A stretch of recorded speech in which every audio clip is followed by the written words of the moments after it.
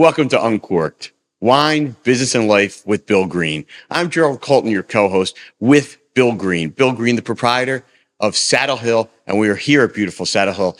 And where exactly are we, Bill? We are in our really big barrel room where we store our barrels at about 55 degrees and 65% humidity. And these wines will sit here for 12 to 15 months before they go into a bottle or before they get blended to go into a bottle. So there is a lot of wine that we are sitting with. There's a lot. Well, about 10,000 cases worth of wine in here. And you notice we did the walls in Burgundy. So when we spill the stuff, right, and splatters, you don't have to clean it up. It's a beautiful room. It's got a great feel to it, and it even smells good in here. It smells amazing. We have a very special guest today. And we do. We have somebody you've known for a while and you're experienced now as being a New Jersey wine grower and maker. And she is the person who is the person in New Jersey wine growers. And we really want to welcome our very special guest, Devon Perry, the Executive Director of Garden State Wine Growers Association. Hi, Devon. Thanks for joining us. Thank you for having me today. It is our pleasure. People probably aren't very familiar with it. I wasn't, certainly. And reading up and learning about your organization, it's quite an organization. So first, let's tell us who New Jersey wine growers are. So the Garden State Wine Growers Association is the official nonprofit representing all wineries in the beautiful Garden State. We like to call ourselves the Garden State Wine Growers, as we talked about earlier, because a lot of people, frankly, throw some shade on New Jersey for making wine. And we're the OGs of growing things. As you know, with our tomatoes and our corn and our blueberries and our cranberries, I think that we are a force to be reckoned with internationally. And Bill, you have talked previously about sort of a little bit of prejudice or people looking down their nose at New Jersey. And I know that's a big passion of yours. And obviously, Devon is the master. Yeah. I mean, like you and I have talked about before, when this opportunity first came to me about being able to start a vineyard and build a winery, and New Jersey, the concept just wasn't there. And, Garden State Wine Growers Association, I was in touch with them before I even bought the property.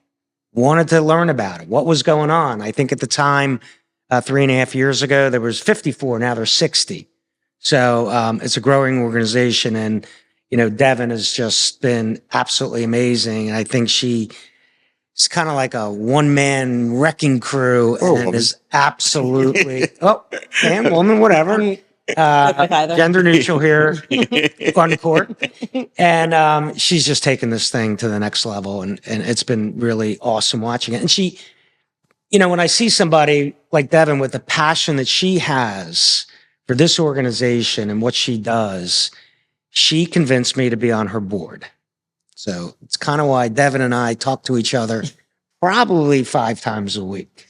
She's usually my 6:30 a.m. call. I will say, I was just about to out us for being on the phone before the sun comes up. And I think that one of the reasons why genuinely is because we have so many ideas between the two of us for the entirety of the association for all wineries in New Jersey. And it's critical that we do not allow for the perception from our rearview mirror to shape our future. So Bill and I have concepts that are grounded in sound business logic that are driving the next chapter for the association and New Jersey wineries. And let me tell you on this note, because I get these calls at some crazy time. It's true. And you never heard somebody so excited. And she's going on. And I'm telling you, she's like a 14-year-old kid telling a story on how excited she is. And how do you just not buy into that? Talking about work, everybody. And it's work, yeah. So we're an idea for 2027. No, perfect. Right, exactly. But we do talk about business, wine, And our purpose is, and life and our purpose is to entertain, to educate, and inspire. And you guys are both extremely inspirational. And Thank you. Bill's an early riser. I get hit with emails really early. He doesn't usually call me or bother me, and I don't want to wake Amy up if she's sleeping. But but the fact is that I know you wake up hitting the floor running every day. And obviously you guys seem like a perfect match from that standpoint as the passion you both bring. So why don't you talk a little, Devon, about your background and the passion you have in wine and where it came from and how it got you into the position you are now? I'm happy to. So once upon a time, our family, who loves a good spreadsheet, developed a spreadsheet. That's the business part. Developed a spreadsheet that cataloged restaurants where we visited. We didn't have to be frequenters of those restaurants. It could be a one-off. We would mark who ordered what wines we brought, and how we rated what we ordered. So it evolved into an online restaurant database for Philadelphia and Greater Miami, really, because that's where my grandparents lived at the time. Sound familiar? Mm-hmm. And we decided that the reason why this spreadsheet came together and why other people might be interested, not in our assessment of, duck confit or French onion soup, but where you could bring a bottle of wine. So as you can see, just with our background here, what we're looking at, similar to Bill, and I imagine this happens with you all the time when you're traveling, you want to bring your own bottle of wine, but you want to follow the rules. What are the rules? Is there a corkage fee? If there is a corkage fee, how much is it? So we had a team of Amazon Mechanical Turk, if you're familiar with MTurk, where you can hire people to do micro projects. So we paid individuals based on those micro projects, and we had them calling in 10 major metro centers eventually, every restaurant, to find out what the ratings were for every restaurant in all 10 major metro centers. It wasn't something I did on my own. And then we launched gobyo.com, which was an online restaurant database serving 10 major metro centers with a focus on wine-friendly ratings that genuinely started in a simple spreadsheet.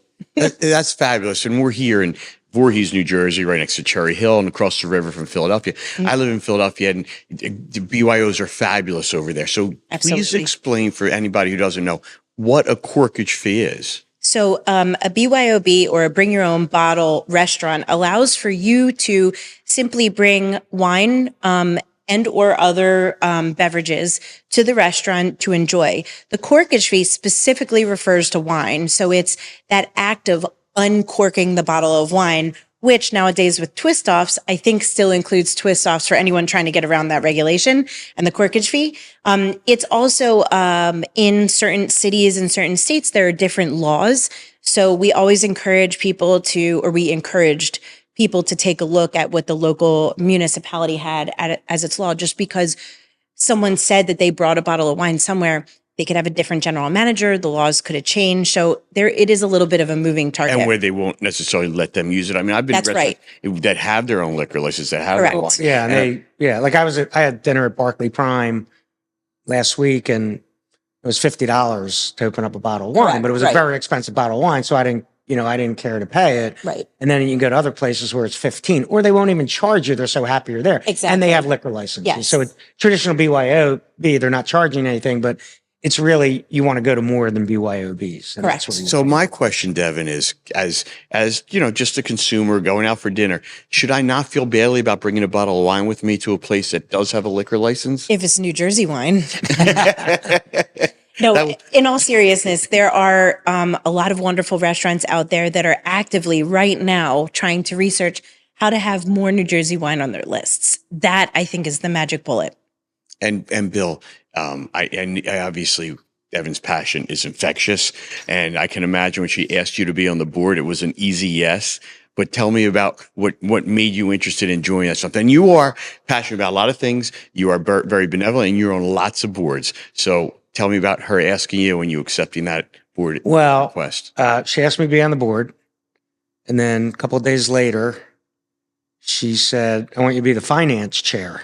And I said, "Oh, come on. That's like watching paint dry, right? Like, I don't want to be but I'll do this for you for the first year."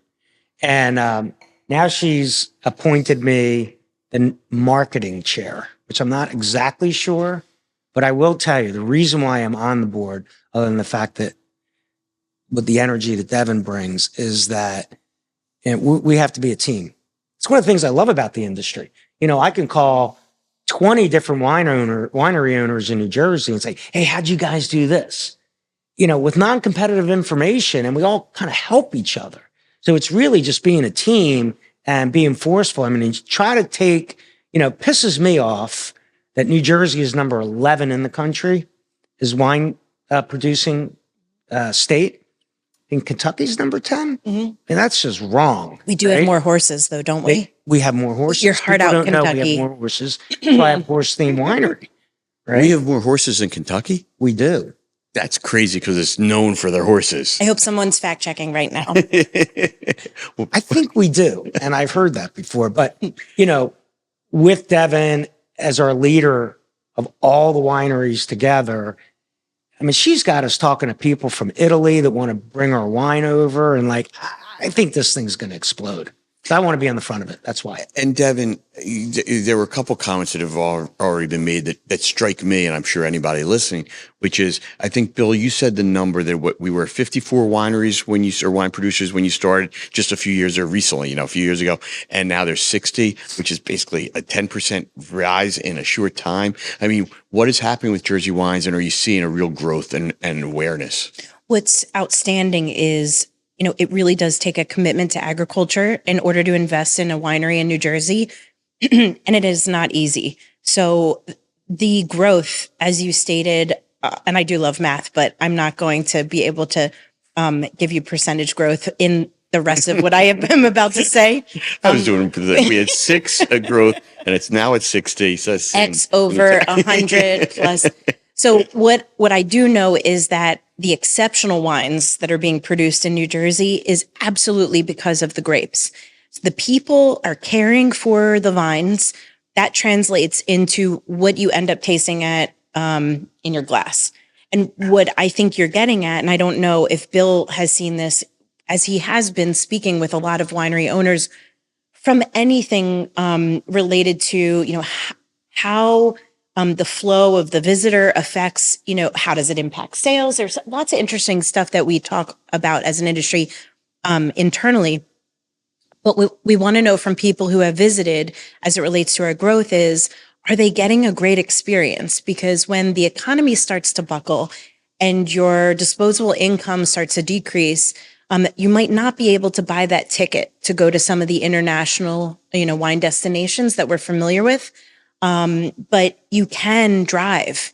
You can drive within 1 tank of gas. We are in the middle of about 44 million people. That's a huge audience that truly, if people like you don't know about the Garden State Wine Growers Association or even New Jersey wine, we have a wild opportunity.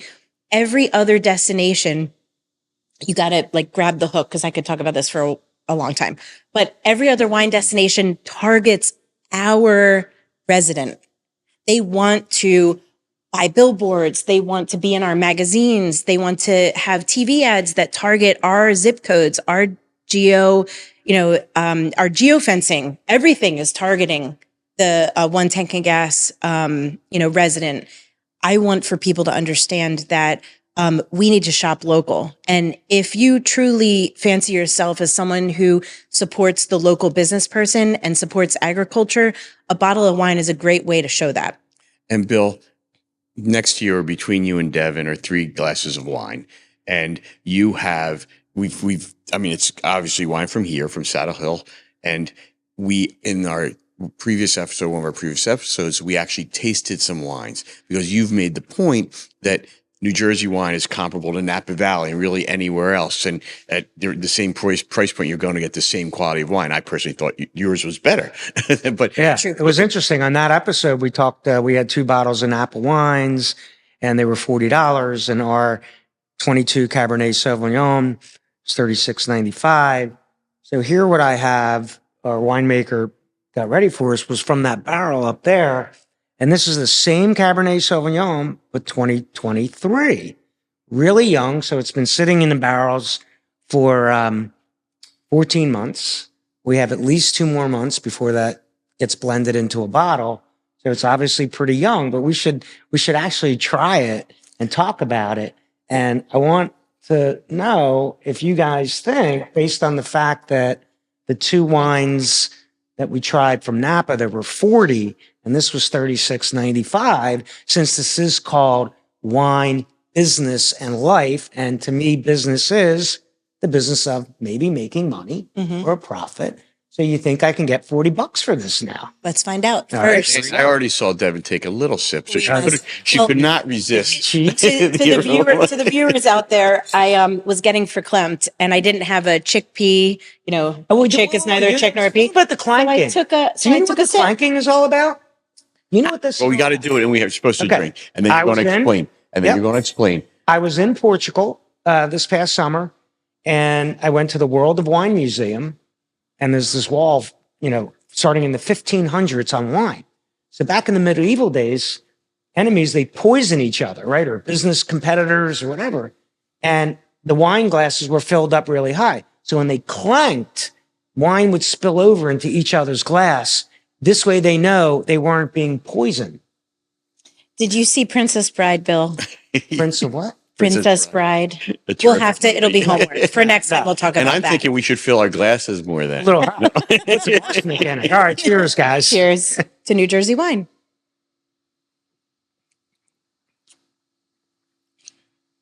Ooh. Are we going to talk about swirling and Yeah. next episode? Oh, you mean that'll be the life part? Look, it's clearly like ridiculously young, but you could tell just by the body of it and the fruit forwardness. And the color. Yeah, and the color. I mean, that's It's deep, beautiful. right? I mean, it's pretty. Ooh, And the we got legs. Tyler's lights over here. This is It's really wonderful. cool. I'm a I big- can't even see through it. It's so deep. I'm a big fan. and so I want to go back to you, Devon Perry. We're talking to the executive director of the Garden State Wine Growers Association, which is a really cool title. Obviously, the Garden State is what state, for those who don't know? New Jersey. So why aren't we the New Jersey Wine Growers Association? When we exhibit nationally and internationally, even locally, a lot of people have a hard time providing an unbiased sip when they taste our wines. So thanks to the fact that most people don't remember the nickname of every state, we utilize the Garden State in order for people to taste with an unbiased palate for the first sip. And I do think that a lot of people all over the country and world picture, the refineries in North Jersey that they pass on the turnpike or other things. They don't picture us as the Garden State, period. So that's why I asked the question. I think it would maybe surprise a lot of people not from around here. It's a great question. And, I wanted to touch on the AVAs, if you're okay with that for a moment. So the state of New Jersey is adorable, like little California. California has over 150 American viticultural appellations, or AVA for short. In New Jersey, we have 4. So up north is Central Delaware Valley AVA that kind of straddles New Jersey and Pennsylvania. And then if you go a little bit further north and across, closer to New York, is Warren Hills AVA. Come down south and you hit where we are, which is the outer coastal plain. And then all the way down south to the bottom tip is the Cape May Peninsula AVA. And you, We are Outer Coastal Plains. well, listen, and you as a New Jersey winemaker, are you dealing with anybody, surprise, a little prejudice against New Jersey? Surprised at the quality of the wine? A lot. So, I actually stop into Saddle Hill every once in a while, but I live in Florida. And I brought a lot of Saddle Hills wine to Florida. And I have some wine snob friends that are just saying, what the heck are you doing up there? I said, well, I want to be a little modest. So, our soil has 100 years of horse manure in it, right? So that's why our wine is so good. But reality is, to Devon's point earlier, we've come a long way, right? New Jersey was known for the wine of being fruit wines, blueberry wine, cranberry wine. Well, we're now making real deal wine. And it's just super exciting. And the Outer Coastal Plains is our region. And there's an association, Outer Coastal Plains, run by some really great folks. And they came up with years ago a wine that if you're in the Outer Coastal Plains, you can make a wine called Cordest. And Cordest is Heart of the East. Is that French? It is, and you are correct. Right. And it's great. And super excited. Our winemaker, Peter, is on the board of the Outer Coastal Plains. So he takes this wine really seriously, and we won a silver medal for our first year out making Cordes wine. Which is outstanding because the wineries that are in the Outer Coastal Plain that are producing Cordes also receive a wild amount of attention, and they deserve it, from journalists. So if you want to experience other wine that is destination specific or region specific, you're familiar with Champagne with a capital C, Bordeaux with a capital B. A lot of those origin stories are as critical as superhero origin stories. So Cordes gave us a chance to say to the world that the Outer Coastal Plain grapes are desired not just because we are New Jersey wineries, but others are now taking note because this harvest in 2024, by all accounts, we are the silver lining of the drought that New Jersey just experienced because the climate was very similar to California. And we've heard reports from the Bordeaux region that they may have a challenging harvest in 24. So we think that demand for our wines will be quite high. Just speaking with you and listening to you, and I personally believe that New Jersey Wine Growers Association is in excellent hands and could not have a more passionate, knowledgeable, and driven person at the helm. So what was your background, both business and personal, that led you to this position? When I was graduating from business school, I was able to meet with the CEO of the Philadelphia chapter of the American Red Cross. I was the founder of Drexel Women in Business only because they thought Devon was a boy name. And so they put me in a lot of groups with a lot of women. And we finished our work quite quickly. And therefore, we had some extra time. So we created that group and we joined the American Red Cross's, I believe it was their first now annual 5K to raise funds for the local chapter. I raised my hand in the middle of the, team rally that took place in Center City, Philadelphia. And I asked about how the organization in Philadelphia kept the transaction costs so low. I think for anyone who supports a nonprofit, we're very dialed into that. So what percentage of the dollar is used for admin?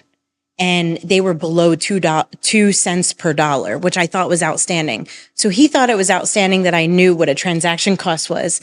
And he hired me right out of business school to be the electronic marketing manager at the Red Cross. And I love him, and I hope he's not upset that I'm going to be sharing this. He said, I'm not quite sure what the electronic marketing manager is, but can you figure it out and can you build a program? I was very happy to do so. This was early 2000s. A few months later, Hurricane Katrina hit. And after that, Tom Foley got a phone call from me, not at 6:30 in the morning, but at 11 p.m. at night, 48 hours after Katrina. And it was me asking him if I could call Google. And he was like, are you okay? Did you have too much wine today? What's going on? We had a lot of missing people and we needed to search where they were. And as family members, your phone lines were down. It was a challenge. So he gave me permission to do something outside of my role. He believed in me, but he was sort of like good luck trying to reach Google. So we created a strategic partnership between the National American Red Cross, Google, and Comcast. So it was called Katrina Search, and now it's called People Search. So God forbid a million times any of us are missing someone and they check in at a shelter, and the Red Cross is phenomenal at disaster relief and taking care of people, but search is a unique specialty that Google has. So now it exists where you can find someone a little bit easier. So I kind of credit whatever I learned from my family 100%, but also having leaders like Bill that believe that, hey, kid, just give it a shot, right? I have these ideas. I share them with him first. I get the blessing. And then we're off to the races. So some of the ideas work, and we have full industry support. Other ideas we have to beta test and make sure that it works because we're all mom and pop businesses. And frankly, someone like Bill understands more near and dear to the heart. You and your wife are so dedicated to the high quality experience that somebody gets when they walk in the door, but it's not simple. It's just the end result. This radical hospitality ends up seeming simple because the staff, the ownership, the winemakers, the growers, everyone is so passionate about what they do. So it makes my job a lot easier to promote what they're doing.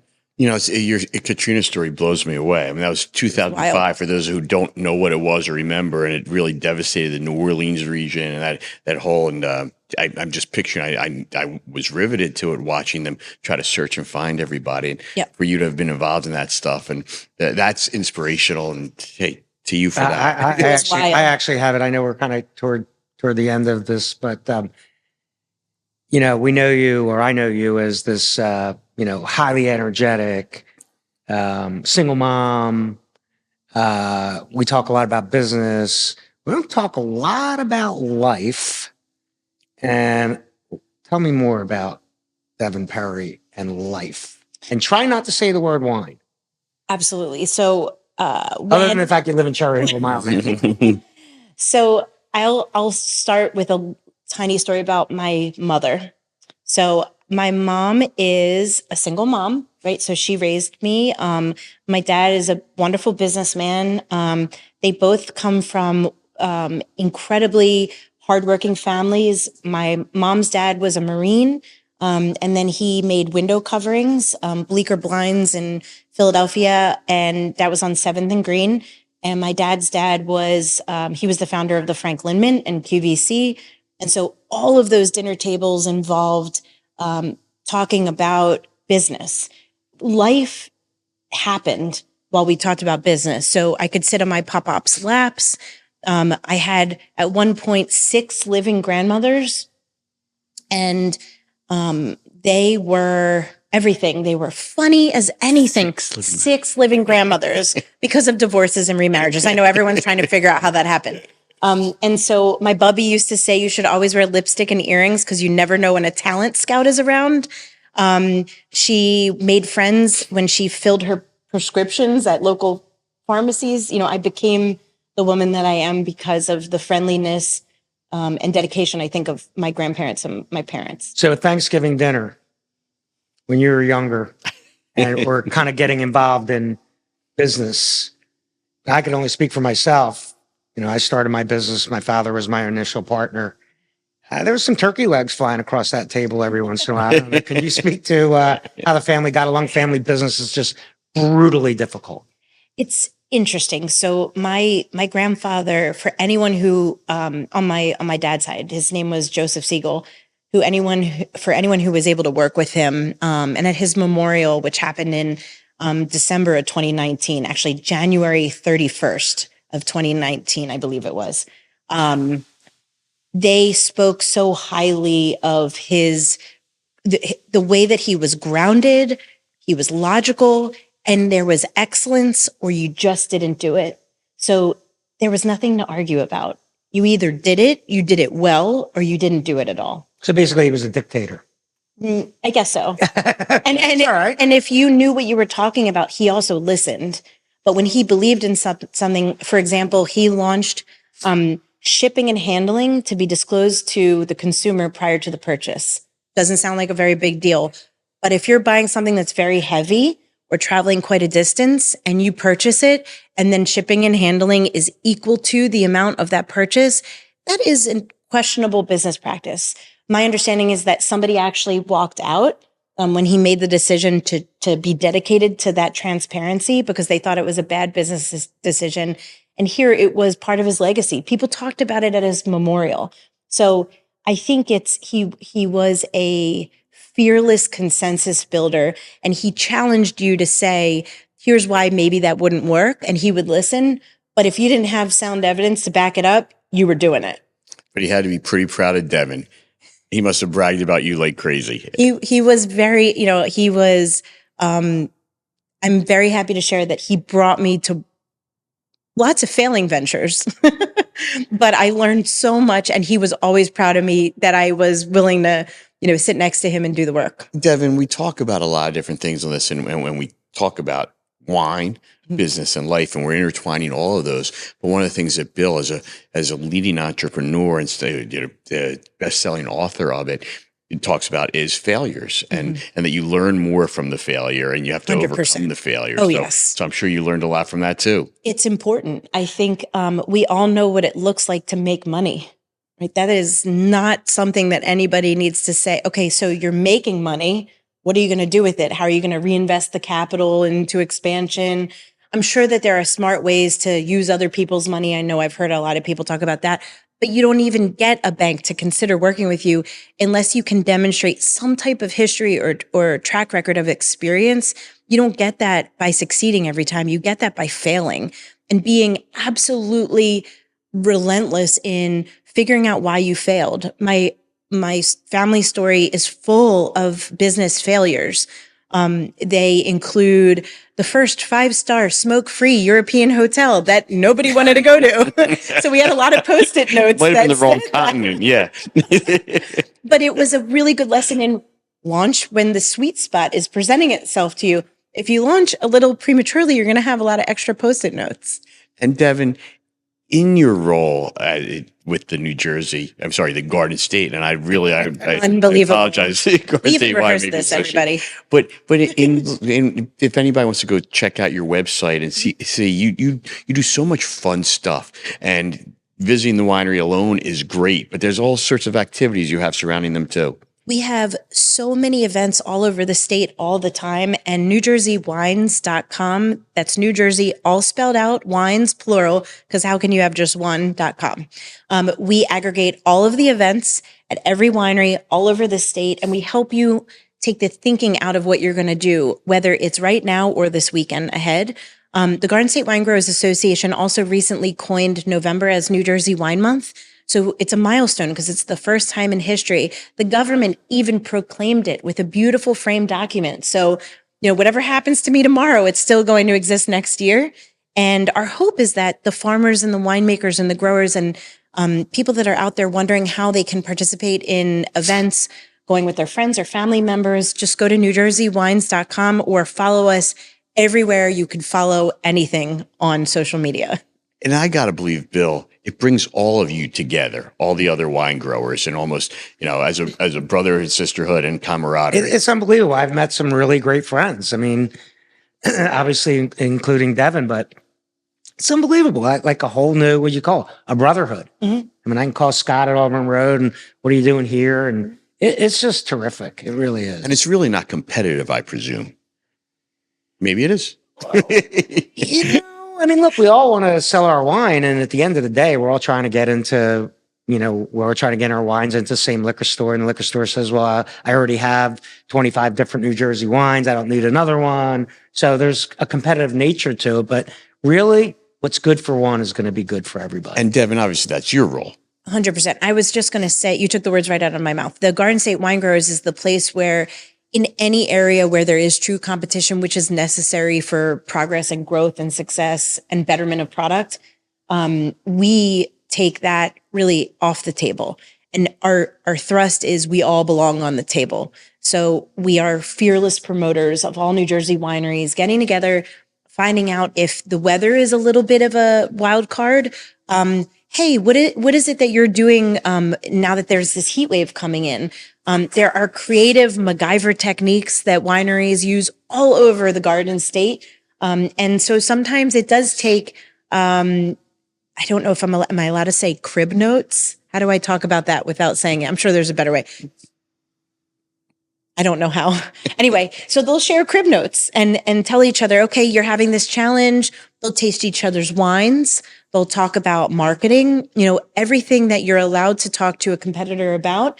They do, and they help each other improve. And Bill, from my standpoint, it's obviously good for all of you to raise the awareness of New Jersey wines and to have someone at you leading the charge. Thank you. I'm thrilled to be here. We're just getting warmed up because of her. He's brand new to this. So, that's right. So, I mean, with that passion, the drive, and the growth of maybe about 10% recently, we will have a larger growth because you look in Napa. How many wineries? Any idea how many there are out there? Well, I can simply just share again the AVA statistic, which is that we have 4 AVAs in adorable, beautifully situated New Jersey with 136 miles of beach, and California has over 150 AVAs, and God knows how many miles of beach, and we're much easier to get around. So the way that I look at our continued growth has to be a clustered approach, partnerships between wineries and making sure the public has an outstanding, memorable time with our radical hospitality. I think that says it all, and I can see Right. why all of the wine growers in New Jersey want her as their executive. Absolutely. Thank you. Because it has really been a pleasure. Thank you so much for joining us. Thank you for Bill, having me. And Bill, this is really, really good. Even It's at nice. 2000. It's really, man. What do you think, Devon? I will say that I haven't had a New Jersey wine that I haven't liked. There you go. And Way to go. that is why Devon, the Thank you. executive director of the Garden State Wine Growers Association, is so good at a role, amongst other reasons. Thank you so much for joining us. And I can see that we are in good hands, the New Jersey winemakers. Thank you for having me. Can we do a cheers to New Jersey wine together? There we go. Cheers. On a New count of Jersey wine. 3, 1, 2, 3. Cheers to New Jersey wine.